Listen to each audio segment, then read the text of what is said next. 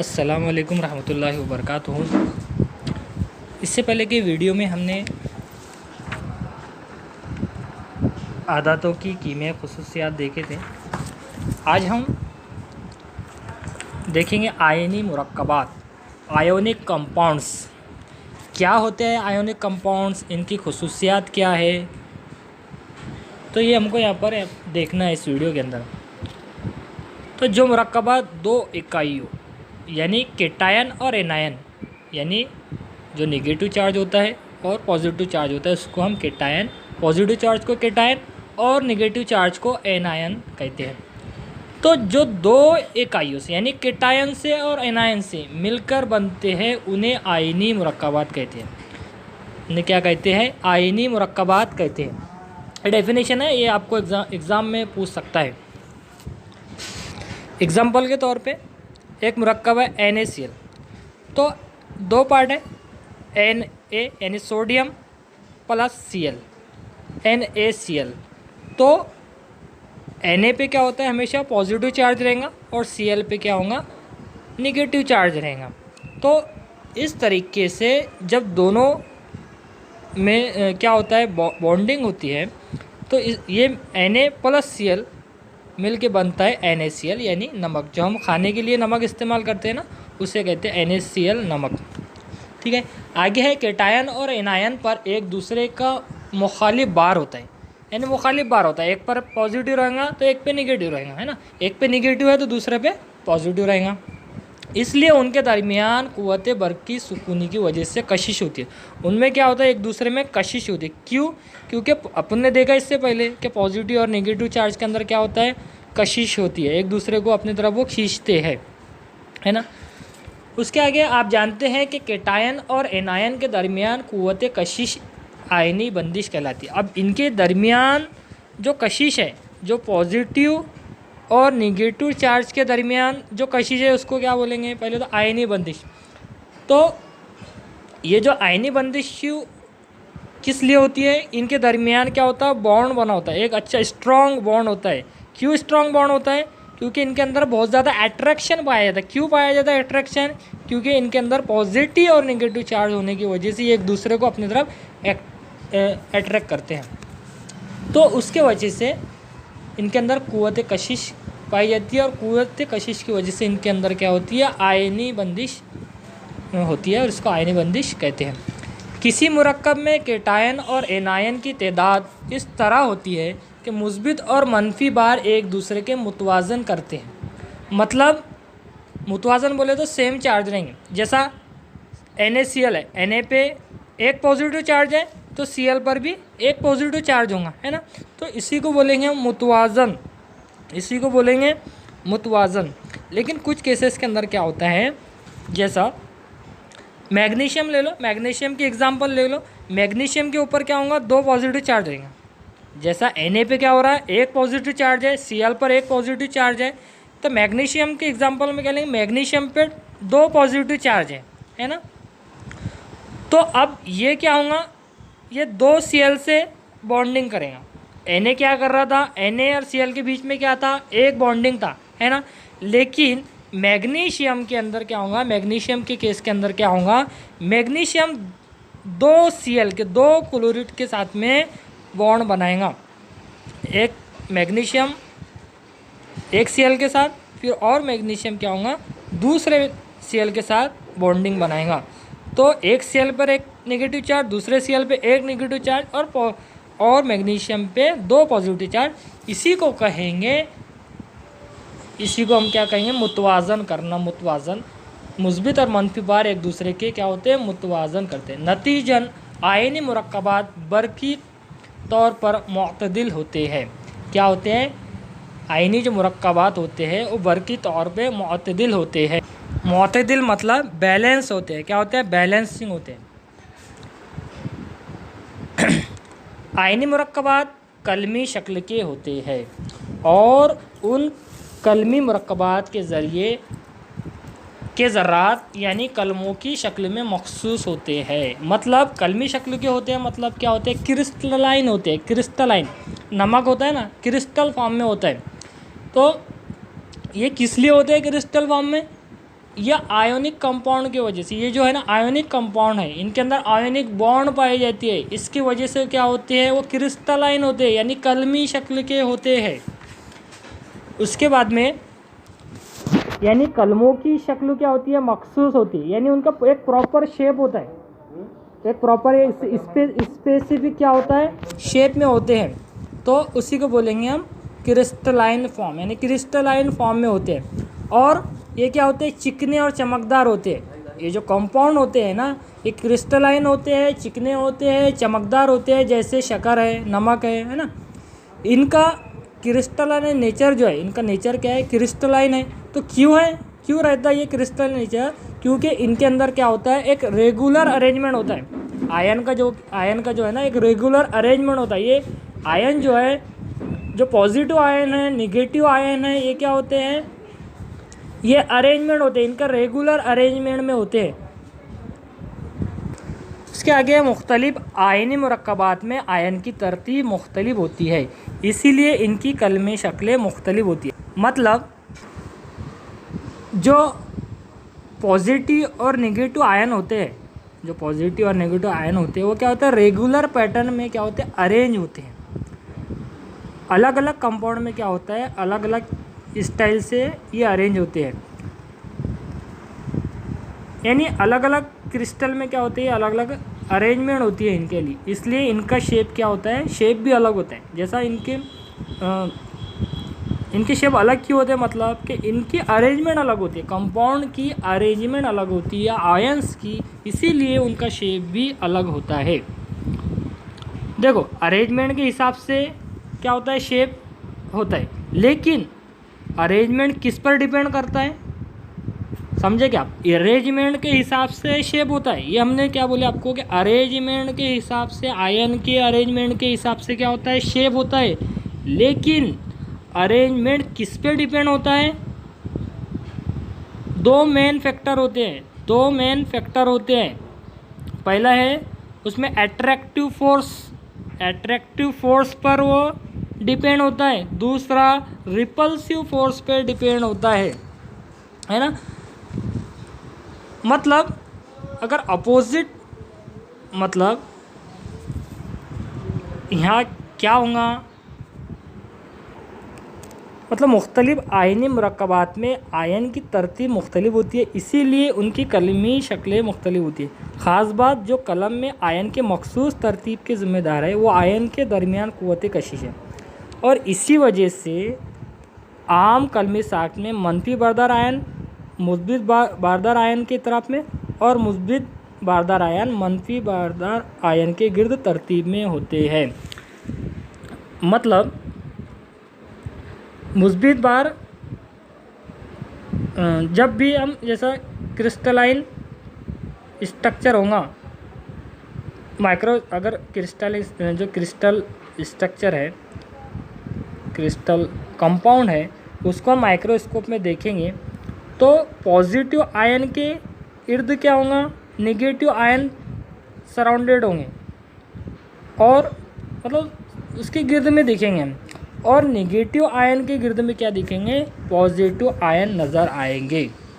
इसका ये मतलब है। मैंने ऊपर यह बताया आपको क्या अरेंजमेंट के हिसाब से क्या होता है शेप होता है, लेकिन अरेंजमेंट किस पर डिपेंड करता है दो मेन फैक्टर के अट्रैक्टिव फोर्स और रिपल्सिव फोर्स पर।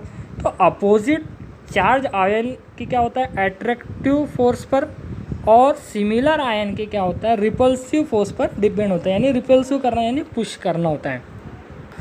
दो अहम अवामिल जो कलमी बनावट के ज़िम्मेदार होते हैं वो दर्ज झैल है। पहला उसमें मुस्बित बारदार और मनफी बारदार आयन का हजम, यानी साइज ऑफ चार्ज और साइज का आयन का जो चार्ज है उसका साइज़ क्या है उस पर डिपेंड करता है।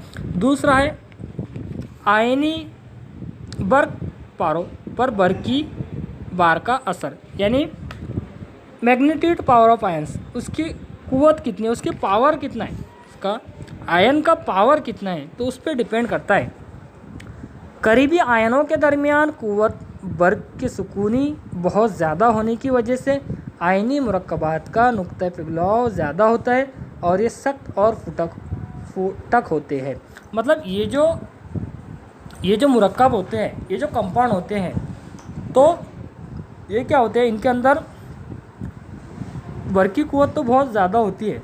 उसके वजह से क्या होता है, इनका नुक्ता पिघलाव, इनको अगर पिघलाना है तो मेल्टिंग पॉइंट जो इनका क्या होता है, बहुत ज़्यादा होता है। इनको अगर मेल्ट करना है, पिघलाना है, तो बहुत ज़्यादा एनर्जी लगती है। और ये जो है ना,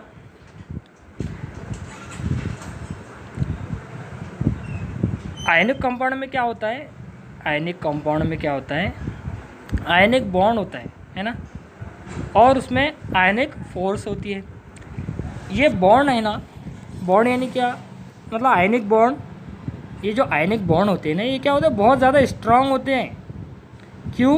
क्योंकि चार्ज का क्या होता है, इनके अंदर चार्ज का, पॉजिटिव और नेगेटिव चार्ज का क्या होता है, अट्रैक्शन होता है ना। इसकी वजह से वो हार्ड होते हैं, आयनिक बॉन्ड उनके अंदर बहुत स्ट्रांग होता है। अब आगे दिया हुआ है क्या, ये सख्त और फूटक होते हैं, मतलब हार्ड और ब्रिटल होते हैं। हार्ड भी होते हैं, समझो, हार्ड देखो दो यहाँ कन्फ्यूज होंगे, हार्ड सख्त होते हैं और फूटक होते हैं, मतलब हार्ड भी होते हैं और ब्रिटल भी होते हैं। एग्जाम्पल लो, गिलास क्या है, हार्ड है, और फूटक मतलब क्या होते हैं, नाजुक होते हैं, नाजुक, हार्ड और ब्रिटल, नाजुक होते हैं। जिस तरीके से कांच का गिलास है ना, कांच का गिलास क्या है, दिखने में कितना हार्ड है, हार्ड नज़र आता है, लेकिन नाजुक कितना है, जैसे हाथ में से छूटा टूट जाएगा, है ना।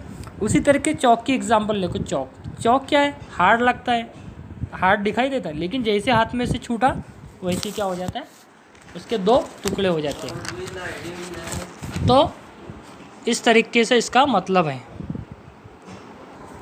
इसके बाद है आयनी मुरक्कबात और उनकी खुसूसियात। हमने आयनी मुरक्कबात ऊपर देखा है, आयनी कंपाउंड किसे कहते हैं। अब इनकी खुसूसियात क्या है, इनकी प्रॉपर्टीज़ क्या है, इनके कैरेक्टरिस्टिक क्या है, ये किस तरीके से होते हैं, इनकी खासियत क्या है, वो हमको देखना है। तो पहला पॉइंट है यहाँ पर, मुस्बित बारदार और मनफी बारदार आयन के दरमियान क़ुव्वत कशिश मजबूत होती है, इसलिए आयनी मुरक्कबात ठोस और सख्त होते हैं। अभी बताया हमने क्या, ये जो कंपाउंड्स रहते हैं इनके अंदर क्या होता है, क़ुव्वत कशिश बहुत ज़्यादा होती है, इसलिए मुरक्कबात क्या होते हैं, सख्त होते हैं, ठोस होते हैं। नेक्स्ट है आयनी मुरक्कबात फूटक होते हैं, इसलिए इन्हें दबाकर तोड़ा जा सकता है। मतलब ये क्या होते हैं, नाजुक होते हैं, फूटक ब्रिटल होते हैं, मतलब नाजुक होते हैं, इसलिए उन्हें आसानी से क्या कर सकते हैं, हम दबा के उसको प्रेस करके उसको हम आसानी से तोड़ सकते हैं। उनकी खासियत होती है आयनिक कंपाउंड।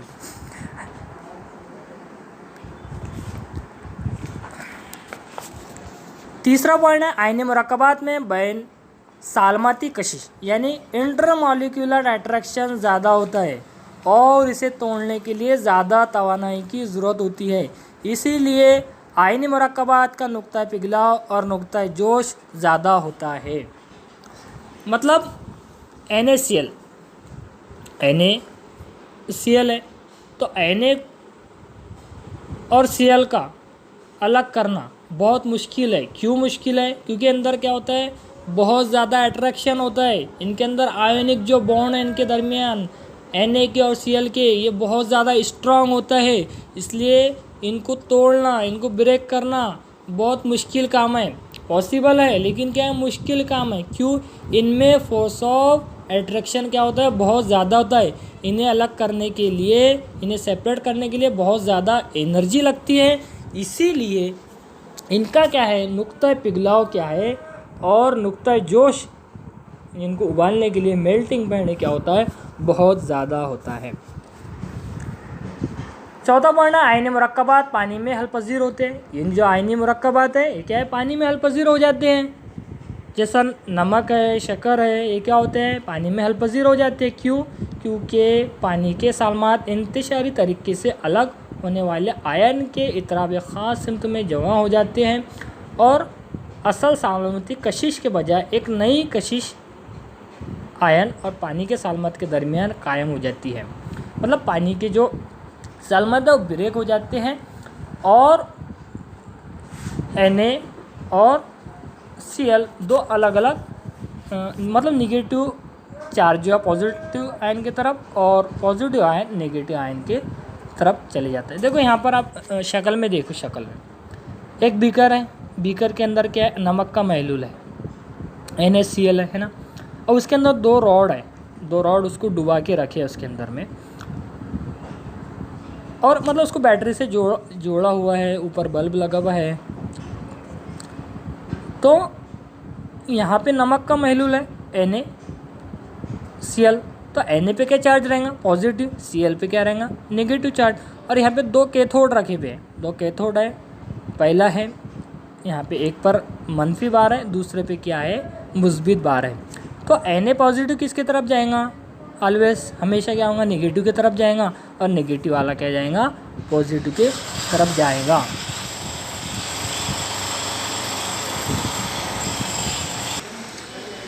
लेकिन आयनी मुरक्कबात मिट्टी के तेल और पेट्रोल जैसे महलूल में गैर हल पजीर है।